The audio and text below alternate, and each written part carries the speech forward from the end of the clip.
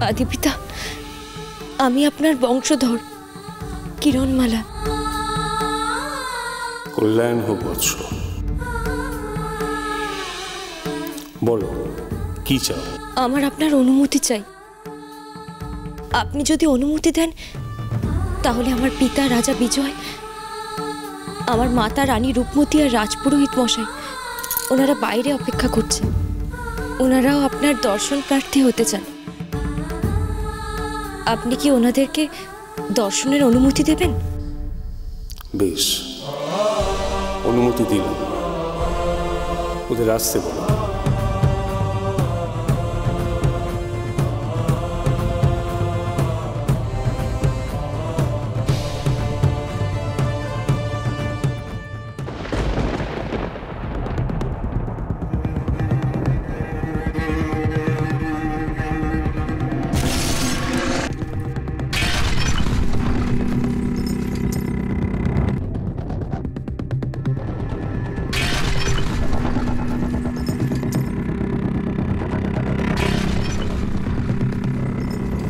কি চতুর্দিক কাঁপছে কেন?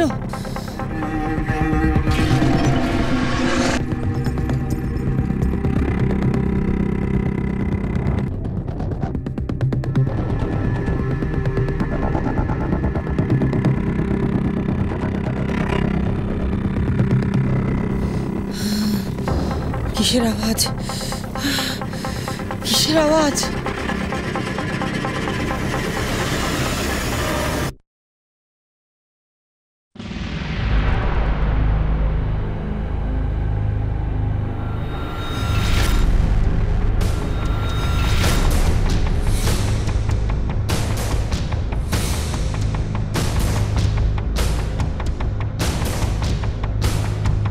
মা, মা, সে ফিরে এসেছে। মা, সে ফিরে এসেছে। কে ফিরে এসেছে? রাজা রণজয়। রাজা রণজয়।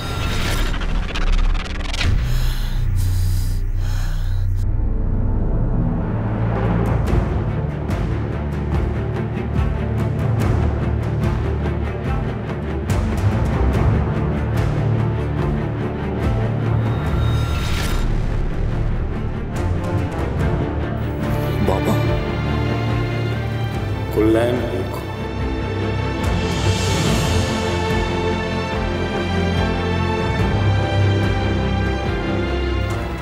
আপনাকে এখানে এইভাবে আবার দেখতে পাবো আমি ভাবতেই পারিনি। নিজের আবেগকে সংযত করো পুত্র। আবেগে বিহ্বল হবার সময় নয় এটা। এটা কঠিন লড়াইয়ের সময়। রাক্ষসদের করাল গ্রাস থেকে এই অচিনপুরকে মুক্ত করার জন্য কঠিন সংগ্রামের সময় এটা। এই সময়ে আত্মীয় পরিজন, স্ত্রী, পুত্র, মাতা, পিতা সব মূল্যহীন। এ সময়ের একমাত্র লক্ষ্য মনুষ্যত্বকে বাঁচানো, রাক্ষসের হাত থেকে মানুষকে রক্ষা করা। আর সেই কর্মের জন্যই জন্ম নিয়েছে তোমার কন্যা কিরণমালা।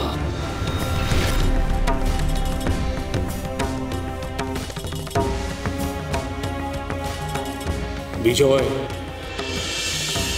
তোমার সমস্ত শক্তি দিয়ে রক্ষা করতে হবে কিরণমালাকে। আমি আমার প্রাণ দিয়ে আমার কিরণমালাকে রক্ষা করব বাবা। শুধুমাত্র সে আমার সন্তান বলে নয়, এই অচিনপুরের সমস্ত মানুষদের ত্রাতা সে। রাক্ষসকুল নিধনের প্রধান কারিগর সে। তাই তাকে রক্ষা করা আমার সর্বপ্রথম কর্তব্য বাবা। আর আমি আমার এই কর্তব্য থেকে বিচ্যুত হব না, এই প্রতিজ্ঞা করছি আমি।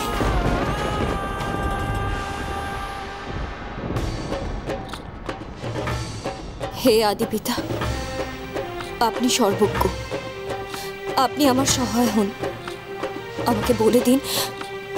আমি রাক্ষসের হাত থেকে অচিনপুরকে কি করে রক্ষা করব? আপনি সেই উপায় আমাকে বলে দিন। আপনি পথ দেখান।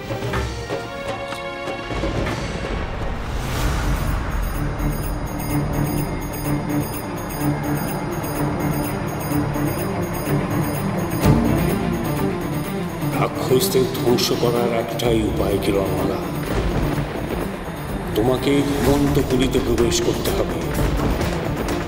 সেখানে রাক্ষসী প্যাঁকাটি আর কটকটির প্রাণ ভ্রমর আছে।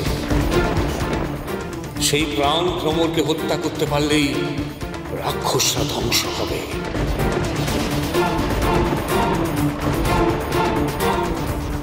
ঘুমন্তপুরী? আমি একবার ঘুমন্তপুরীতে গিয়েছিলাম, কিন্তু প্রবেশ করতে পারিনি। তার আগেই কটকটি টের পেয়ে গিয়েছিল।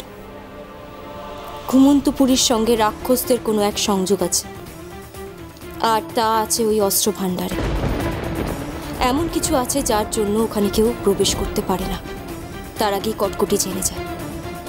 আর আমি যদি ওই ঘুমন্তপুরীতে প্রবেশই না করতে পারি, তাহলে প্রাণভ্রমর শেষ করব কি করে? আমার কাছে এসো কিরণমালা।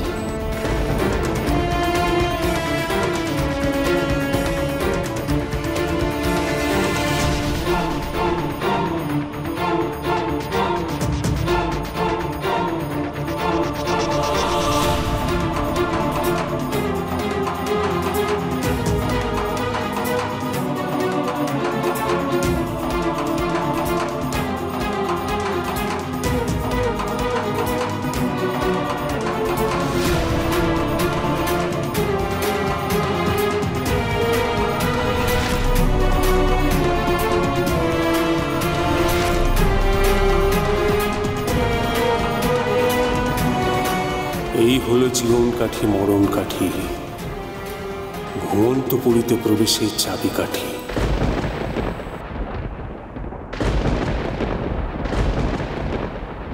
নাও নাও।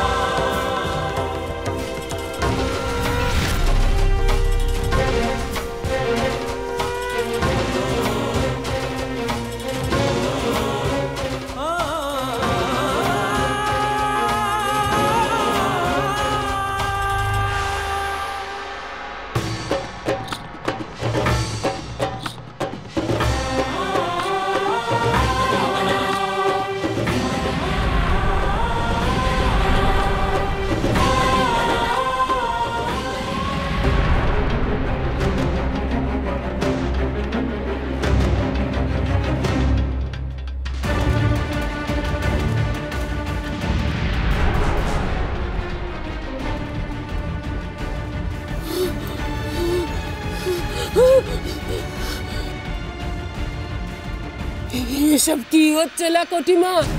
এসব কি হচ্ছে কটিমা? কটিমা, আমার বড় ভয় করছে না, আমার বড় ভয় করছে।